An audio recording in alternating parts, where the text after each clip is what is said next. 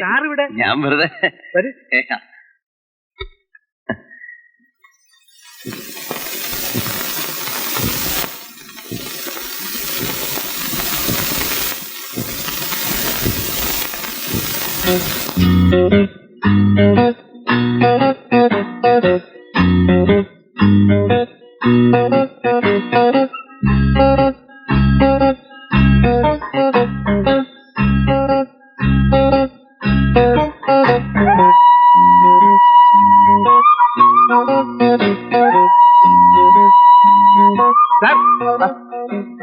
Sir എവിടെയായിരുന്നു? അതെവിടായിരുന്നു? Sir ഈ വാതിലിൽ കൂടെ കയറിയപ്പോ ഞാൻ ആ വാതിലിൽ കൂടെ അങ്ങോട്ട്, അപ്പൊ ഞാൻ ആ വാതിലിൽ കൂടെ കയറി പിന്നെ ഈ വാതിലിൽ കൂടെ അങ്ങോട്ട് ഇറങ്ങി കയറി വന്നു. താഴെ ഇരിക്കാം. പടി കയറി വന്നല്ലേ, ഇനി വീടൊക്കെ ഒന്ന് കണ്ടല്ല. അല്ല, ഇവിടെ അങ്ങനെ പ്രത്യേകിച്ച് കാണാൻ ഒന്നും തന്നെ ഇല്ല സാർ. അല്ല, ഇവരുടെ കൺസ്ട്രക്ഷൻ കാര്യങ്ങളൊക്കെ. ദേവു, 2 ചായ വേണം. സാർ, ഈ മുറിയില് ഇന്ന് വരെ ആരും അങ്ങനെ വരികയോ ഉറങ്ങുകയോ ഒന്നും ചെയ്തിട്ടില്ല. ചുമ്മാ മുറിയല്ലേ? ചുമ്മാ മുറി. അതെ.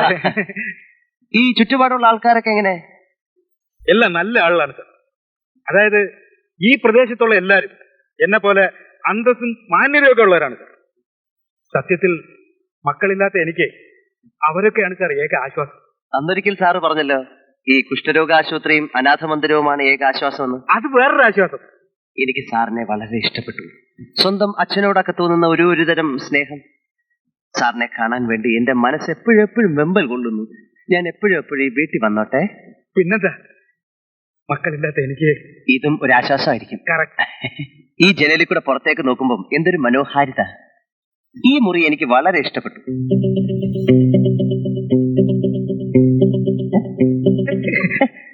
ഇതെന്റെ സ്വന്തം കമ്പിളിയാ, ഞാൻ പതിവായിട്ട് പുറകാറുള്ളതാ.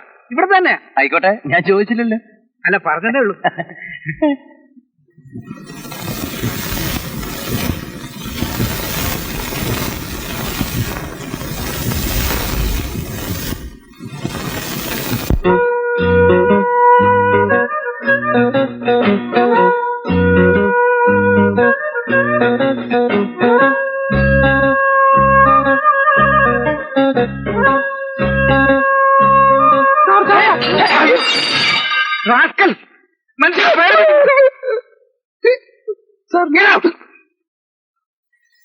അമ്മ ഒരെ കഴുതകളെ പിടിച്ച് ജോലിക്ക് എടുത്തു.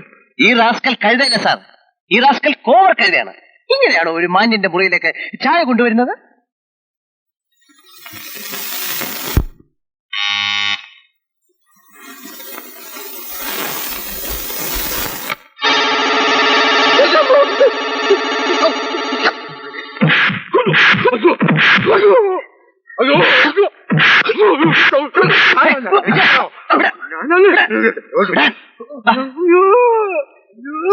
എന്ത്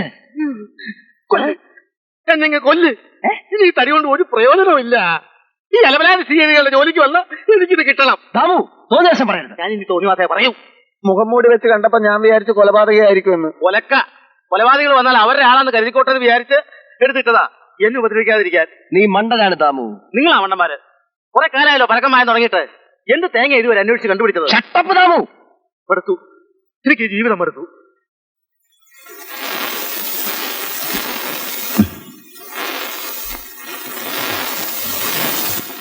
എവിടെ നിന്റെ മുടിയും താടിയും?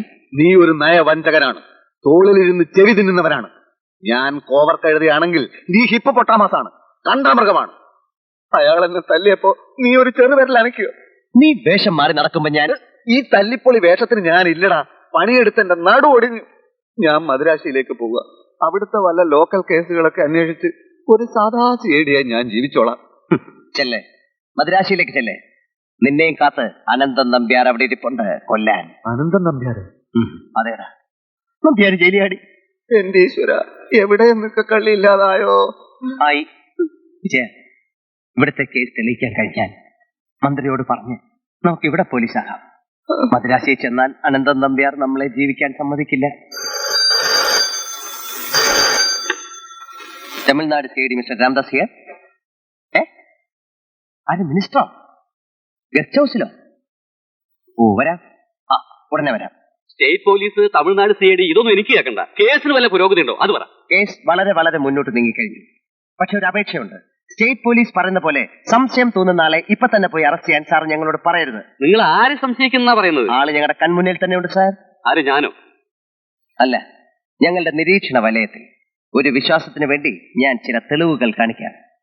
കോൺസ്റ്റബിൾ, സോറി, ശരി mister Vijayan, open the box. പെട്ടി തുറക്കൂ.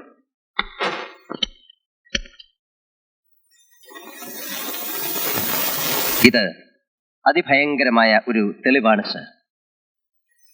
Sorry, finger prints.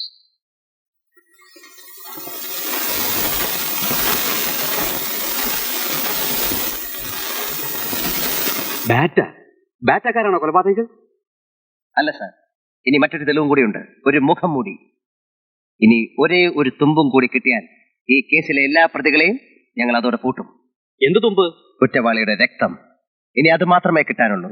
രക്തമെടുക്കാനുള്ള സിറിഞ്ചും ക്ലോറോഫോമും ഞങ്ങളുടെ കയ്യിലുണ്ട്. എന്തൊക്കെയാണ് നിങ്ങൾ ഈ പറയുന്നത്? എനിക്കൊന്നും മനസ്സിലാവുന്നില്ല.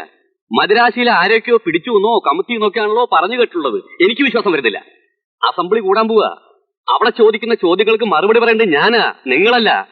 എത്രയും പെട്ടെന്ന് കേസ് തെളിയിച്ചില്ലെങ്കിൽ ഖജനാവിന് വരുത്തി വെച്ച നഷ്ടത്തിന് നിങ്ങൾ മറുപടി പറയേണ്ടി വരും. അങ്ങനെ പറയരുത് സാർ. അങ്ങനെ പറഞ്ഞാൽ ഞാനും ചിലതൊക്കെ പറയും.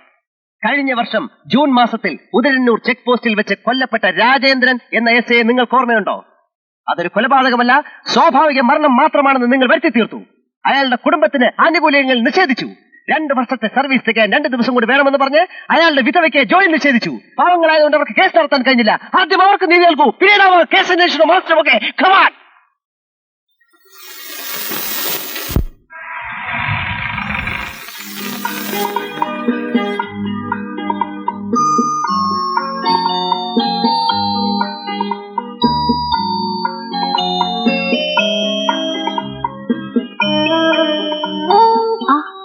പെട്ടെന്ന് മനസ്സിലായി. ഒരു നിമിഷം.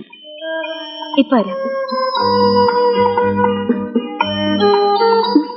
ഏതോ പരസ്യചിത്രത്തിൽ നിന്ന് ഇറങ്ങുന്ന മോഡലിനെ പോലുണ്ട്. ഈ വേഷം കണ്ടിട്ടാണോ?